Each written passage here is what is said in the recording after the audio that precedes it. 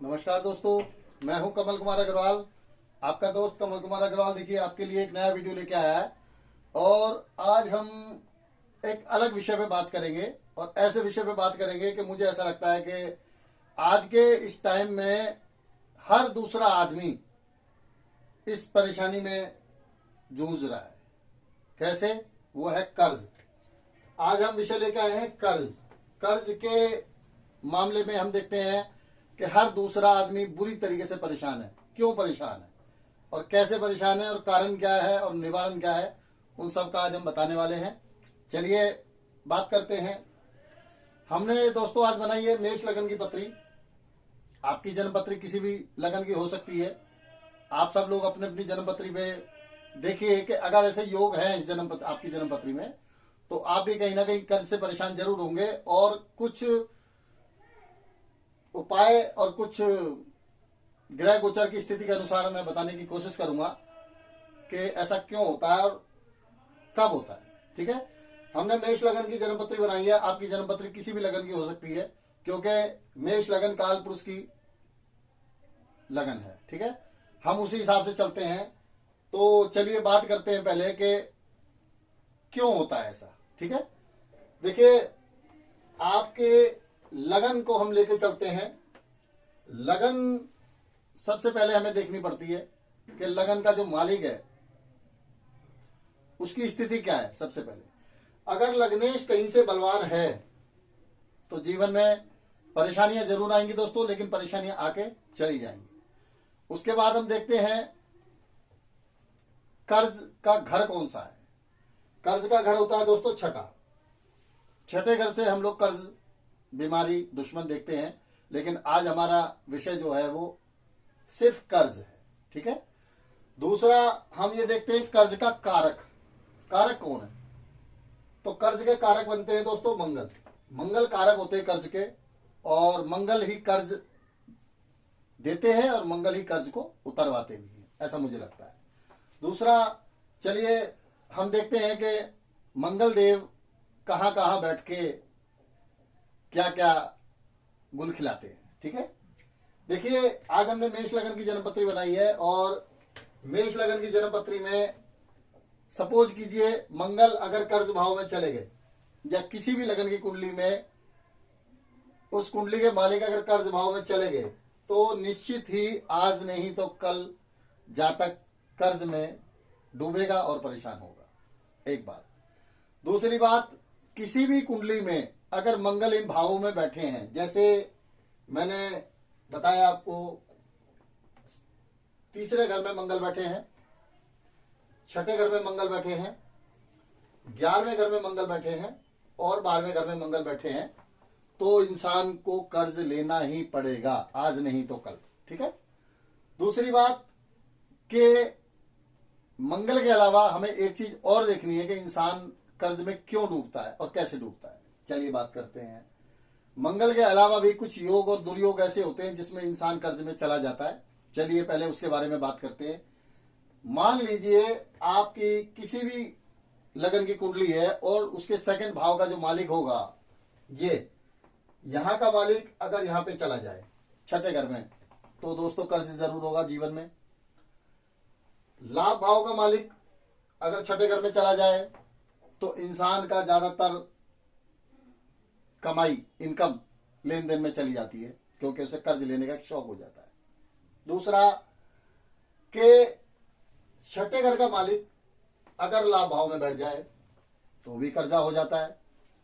छठे घर का मालिक लगन में बैठ जाए तो भी कर्जा हो जाता है। छठे घर का मालिक धन भाव में बैठ जाए तो भी कर्जा हो जाता है। और तो और दोस्तों, छठे घर का मालिक अगर अपने ही भाव को देख ले कहीं से भी, वो कहीं से भी हो सकता है। मान लीजिए मंगल को जो दृष्टि दी गई है वो चौथी,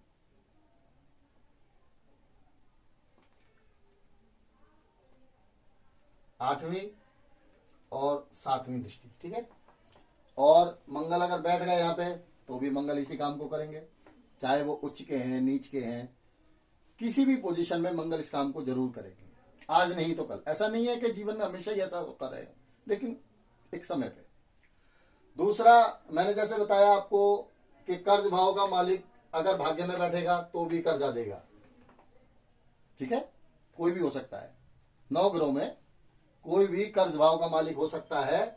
अगर भाग्यस्थान में बैठेगा तो भी कर्जा कराएगा, लाभ भाव में बैठेगा तो भी कर्जा कराएगा, 12वें घर में बैठेगा तो भी कर्जा कराएगा, और धन भाव में बैठेगा तो भी कर्जा कराएगा, और 3rd भाव में जैसे मंगल आ गए सपोज करो तो भी कर्जा होगा।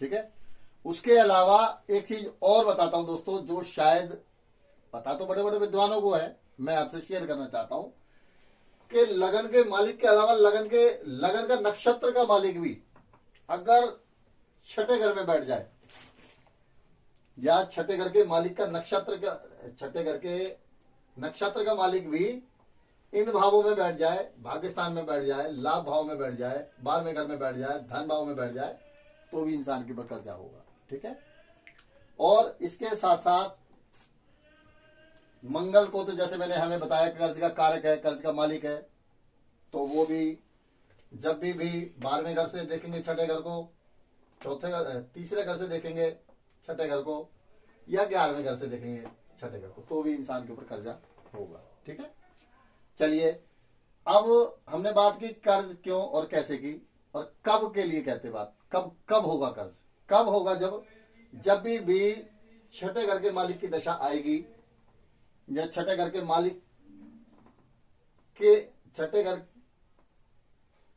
के नक्षत्र के मालिक की दशा आएगी और वह इन भावों में बैठेगा, तब इंसान कर्ज में डूब जाएगा। दूसरा, एक चीज और बताने की कोशिश करता हूं मैं आपको कि सपोज करो गुरु यहां बैठे हैं, या राहु यहां बैठे हैं, या केतु यहां बैठे हैं, तो भी इंसान के ऊपर कर्जा हो जाता है, लेकिन कर्जा होने के बाद वो उतर भी जाता है। ठीक है, चलिए, और इसके अलावा एक ग्रह और है दोस्तों जो कर्ज के लिए जाना जाता है, वो है केतु। केतु की दृष्टि भी कहीं से इस भाव में पड़ती है तो भी इंसान के ऊपर कर्जा हो जाता है, चाहे वो किसी भी राशि में किसी भी भाव में बैठा है। यहां केतु बैठे हैं तो भी, यहां केतु बैठे हैं तो भी, और यहां केतु बैठे हैं तो भी वो कर्ज भाव को देखेंगे और कर्जा वो दे देंगे। ठीक है, चलिए अब बात करते हैं कि दशाओं के ऊपर। मान लीजिए 6ठे घर के मालिक की दशा आ गई तो भी कर्जा हो जाएगा, मान लीजिए 6ठे घर के नक्षत्र के मालिक की दशा आ गई तो भी कर्जा हो जाएगा, मान लीजिए 6ठे घर का मालिक धन भाव में बैठा है, या धन भाव का मालिक 6ठे घर में बैठा है तो भी कर्जा हो जाएगा। उसके अलावा हमने ये देखा है कि इंसान के मान लो सुख भाव, ये भी देखा जाएगा दोस्तों कि इंसान ने कर्जा लिया क्यों। अब इस क्यों का भी जवाब मैं देने की कोशिश करता हूं दोस्तों, कि मान लीजिए 4थे घर का मालिक 6ठे घर में बैठा है, तो इंसान अपने सुखों के लिए, घर गाड़ी मकान के लिए कर्जा लेगा। ठीक है, और इंसान लाभ भाव से कोई ग्रह बैठा है, यहां का मालिक हो लाभ भाव में बैठा है, तो आदमी कर्जा लेगा और वो उतारने की कोशिश करेगा, लेकिन वो परेशान हो जाएगा। कर्ज का मेन पॉइंट का कारण क्या है दोस्तों, कि मोटे ब्याज पे जो कर्जा लेते हैं, मेरा सबसे अनुरोध है कि अपने बच्चों को देख के, क्योंकि कर्जा आज नहीं तो कल देना पड़ेगा और उसके साथ हमें ब्याज भी देना पड़ेगा। अब ये देखिए, ब्याज के कारक होते शनिदेव, शनिदेव की स्थिति भी हमें जन्मपत्री में देखनी चाहिए कि हम किसी को ब्याज दे पाएंगे नहीं दे पाएंगे, ब्याज उतार पाएंगे या नहीं उतार पाएंगे। ठीक है, उसके साथ साथ आज हमने बात की है आपसे कर्ज की, तो मंगल देव, जैसे मैंने देखा बताया आपको कि मंगल कर्ज के कारक हैं, तो कर्जा देंगे। ठीक है, चलिए अब बात करते हैं, अगर ऐसी स्थिति में हो जाता है उपाय और आदमी बुरी तरीके से त्रस्त है, परेशान है, तो उस स्थिति में हमें क्या करना चाहिए, इस पे बात करते हैं। क्योंकि चलिए कर्ज तो हो गया, लेकिन उसका उपाय क्या है, उपाय के बारे में बात करते हैं। कि सबसे पहले तो हमें ये देखें कि अगर हमें परेशानी में या मुसीबत में या जरूरत में हमें कर्ज लेना पड़े, तो दोस्तों ध्यान रखिए, भूल कर भी मंगलवार को कर्जा किसी से ना लें। ये बहुत गंभीर बात कह रहा हूं, जो इसको उपाय के रूप में भी हम देख सकते हैं कि हमें किस दिन कर्ज लेना चाहिए और किस दिन नहीं लेना चाहिए। इस बात का हमें विशेष ध्यान रखना चाहिए कि एक सप्ताह में अगर 7 दिन है तो 7 दिन में हमें कुछ दिन, एक 2-3 दिन ऐसे आते हैं जिसमें हमें कर्ज ले सकते हैं, और 3-4 दिन ऐसे आते हैं जिसमें हमें कर्जा नहीं लेना चाहिए। चलिए उनके बारे में पहले बात करते हैं कि अगर हमें कर्ज उतारना है तो सबसे पहले हमें कर्ज वापिस कब करना है उसके बारे में बात करते हैं। कि कर्ज वापिस करने के लिए मेन पॉइंट की बात है कि मंगलवार को ही कर्जा हमें देना चाहिए वापिस। क्यों? कि मंगल देव कारक हैं। मंगल को अगर हम कर्जा वापिस करते हैं तो धीरे धीरे भगवान की असीम कृपा से हम कर्जा कम कर सकते हैं। उसके अलावा हम शनिवार को भी कर्जा लौटा सकते हैं और इतवार को भी कर्जा लौटा सकते हैं। उस हिसाब से मुझे ऐसा लगता है दोस्तों कि कर्ज हमारा धीरे धीरे कम हो सकता है। ठीक है, अब जरूरत पड़ गई तो क्या करें? जरूरी है लेना भी पड़ेगा। तो दोस्तों मंगलवार को कर्जा गलती से भी ना लें, ये मेरी सबसे रिक्वेस्ट है, सबसे प्रार्थना है कि मंगलवार को लिया हुआ कर्जा, मुझे ऐसा लगता है कभी उतरता नहीं है और आदमी फंसता चला जाता है। ठीक है, अब लेने का दिन आया। चलिए लेने के बारे में बात करते हैं कि जब हमें कर्जा लेना ही पड़ेगा तो हमें कर्जा जरूरत के अनुसार लेना है तो हमें लेना चाहिए बुधवार को। दोस्तों खासकर बुधवार को लिया हुआ कर्जा बहुत जल्दी उतर जाता है, ऐसा मैंने अनुभव में पाया है। और बहुत सारे जातक जो हैं हमारे, उनको इससे फायदा हुआ है कि बुधवार को कर्जा लेना है, वीरवार को कर्जा लेना है, शुक्रवार को कर्जा लेना है, सोमवार को भी कर्जा लेने से कर्जा उतर जाता है। ठीक है, जल्दी उतर जाता है। अगर हमें जरूरत पड़ती है तब, जबरदस्ती नहीं, जरूरत है तब बहुत जरूरी है, मजबूरी है। लेकिन मैं यही प्रार्थना करूंगा साहब दोस्तों से कि कर्जा ना लिया जाए। ठीक है, अब उपाय के दोस्तों, उपाय के नाम पे हम बात करते हैं सबसे पहले कि उपाय के कारक जो है मंगल, अगर हम इसको अपनी जन्मपत्री में ठीक करते हैं किसी तरीके से, हमें 2 चीज देखनी पड़ेंगी। सबसे पहले तो कर्ज के मालिक और कर्ज के कारक। उसके बाद हम देखेंगे कि लाभ। जब तक हमें लाभ नहीं मिलेगा दोस्तों तो हम कर्जा कैसे देंगे? तो अपने लाभ भाव को ठीक करें। ऐसा मत करना कि लाभ भाव के मालिक का हम स्टोन पहन के घूमें तो और मुसीबत और परेशानी को बढ़ा लें। नहीं, ऐसा नहीं। मैं कुछ उपाय बताने जा रहा हूं दोस्तों कि इन उपायों को करने से बाबा महाकाल की कृपा से कर्जा उतर सकता है, ऐसा मुझे लगता है। ठीक है, सबसे पहला उपाय लिखिए दोस्तों आप लोग, मंगलवार से ऋण मोचन मंगल स्त्रोत्र, एक किताब आती है, बाजार से ले सकते हैं, बहुत आसानी से मिल जाती है। ऋण मोचन मंगल स्त्रोत्र का हमें पाठ करना चाहिए। लाल आसन पे बैठ के रोज, मंगलवार से रोज हनुमान जी की पूजा करें, देसी घी का दीपक जलाएं, लाल आसन पे बैठें और ऋण मोचन मंगल स्त्रोत्र का हम पाठ करें। उसके अलावा दोस्तों एक उपाय, बहुत सरल और बहुत शानदार उपाय बता रहा हूं मैं आपको, कि मंगलवार के ही दिन चॉकलेट लें। चॉकलेट 5 वाली, 10 वाली, 20 वाली, आपकी सामर्थ्य के अनुसार। ठीक है, और भाई, ध्यान से सुनना दोस्तों, भाई, कसाई, धोबी, नाई और दर्जी, ये 5 जो हैं, इनको आप एक चॉकलेट हर मंगलवार को खाने को दें और इनका आशीर्वाद लें तो भगवान की कृपा रही तो बहुत जल्दी कर्जा आपका कम होगा। दूसरा एक उपाय और बताता हूं दोस्तों कि ये उपाय थोड़ा गंभीर है, हो सकता है कुछ लोग जा पाएं, कुछ लोग ना जा पाएं, लेकिन बहुत बढ़िया उपाय है।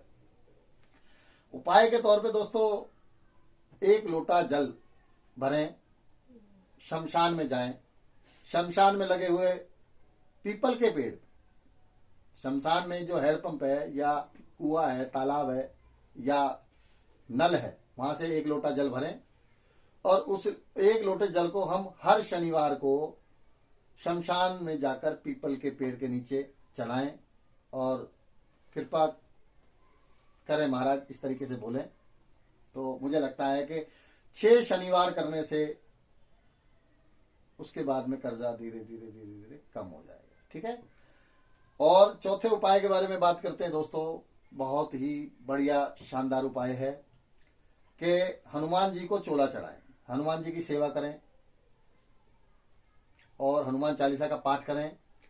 हनुमान जी को चोला चढ़ाएं, उसमें सिंदूर, देसी घी, चांदी के वर्क, बाबा के लिए एक जनेऊ और लाल लंगोटा, ठीक है, ये हम हनुमान जी को चढ़ाते हैं।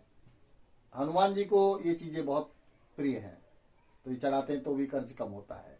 इससे हमारा साहस भी बढ़ता है, इससे मंगल की शांति भी होती है। बहुत बढ़िया उपाय है, ये करें, बहुत आराम मिलेगा।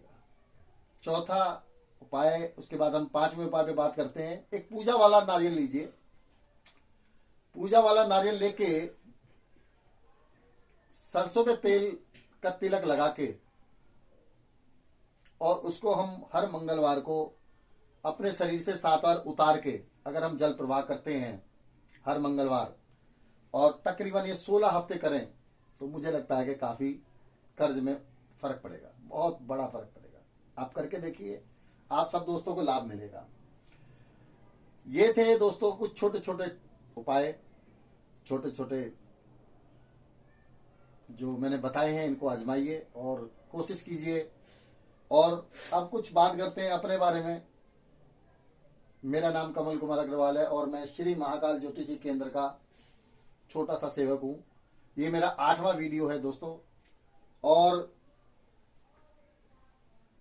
किसी भाई बहन को, किसी दोस्त को, किसी जातक को, किसी परेशान व्यक्ति को अपनी जन्मपत्री बनवानी है, दिखानी है, कुंडली मैचिंग करनी है, या कोई समस्या है, तो हम उसका समाधान करने की कोशिश करेंगे। उसके अलावा YouTube चैनल पे मेरा वीडियो आप देखें, सब्सक्राइब करें, लाइक करें, शेयर करें, कमेंट्स करें। उसके अलावा मेरा मोबाइल नंबर आप नोट कीजिए, जो स्क्रीन पे चल रहा है, 9810714364। इस पे आप मुझे फोन कर सकते हैं, व्हाट्सएप कर सकते हैं, कमेंट्स भी कर सकते हैं, आपका हक बनता है। और आप फीस की जानकारी भी इस पे ले सकते हैं। इसके साथ साथ मैं आपका दोस्त कमल कुमार अग्रवाल आपसे आज्ञा चाहूंगा। नमस्कार दोस्तों, जय श्री राम।